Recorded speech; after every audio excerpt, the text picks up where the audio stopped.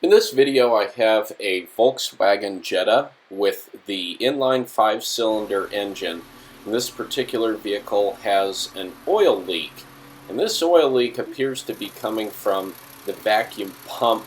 It's attached to the side of the engine and there's a little seal here that gets brittle and breaks. If you look underneath the cover here, you can see that there's oil on the engine and transmission that appears to be running down the side. And this is likely due to this seal that has cracked, become brittle, and therefore can no longer seal properly. I'll show you what tools and parts you need to fix this problem. It's really not too bad, but there are a couple parts that are a little tough. So here's what I have on this vehicle. We're going to be doing a little bit more than just the seal. I'm going to be changing the oil on it and the filter. We're going to be putting some brake pads on it as well. But in this middle box here, this is the seal that you need. Now it comes with a whole kit. I'm only going to replace the orange seal. The others aren't leaking any oil, so I'm not going to bother with it. It's just going to be the orange seal that we're going to replace. The first thing we'll have to do is get the engine cover out of the way.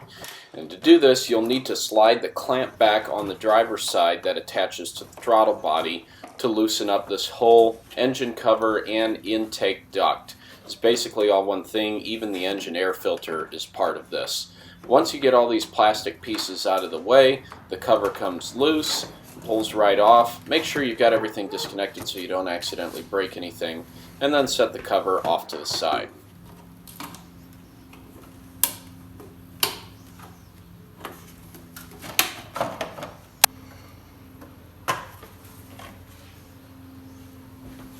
Now that we have that tube and the engine cover out of the way, we can easily see the plate that has to be removed to get to this seal. You might have to move a hose or a tube out of the way, but you can see the plate that we need to access here. It's secured with 4 screws, and you will need a size 25 Torx bit to get these screws off. My recommendation is to use a 1/4 inch ratchet wrench with a short extension, and this will allow you to easily access these 4 screws. Again, you might have to move a couple things out of the way, but once you've got everything positioned properly, it's not that bad to get to. Might take a little bit of time with the ratchet wrench. If you have an air or an electric ratchet, this will probably help speed it up. Once you've removed all 4 screws, the plate will easily pop off. You want to clean this up, make sure it's nice and clean for the new seal. Getting the old seal out can be a little tricky, but if you have a flathead screwdriver, small one, or a little pick tool, you can easily pluck that seal right out of there. And as you'll be able to see here, this seal was getting pretty brittle, broke apart once already when I was taking it out, and then as you can see as I tug on it here, it just snaps again. It shouldn't do that. It should be able to absorb being pulled on like that, but that's just an old seal. Putting the new one in is fairly challenging. There may have been a swear word or two involved with this, and the reason being is because this seal is a little bit too big for the housing itself. And I don't know if they do that intentionally or what the reason is, but what I ended up having to do to get this seal in was start the plate. I have to put the plate on there partially and then stuff the seal in with the little screwdriver or pick tool. You want to make sure you don't damage the seal.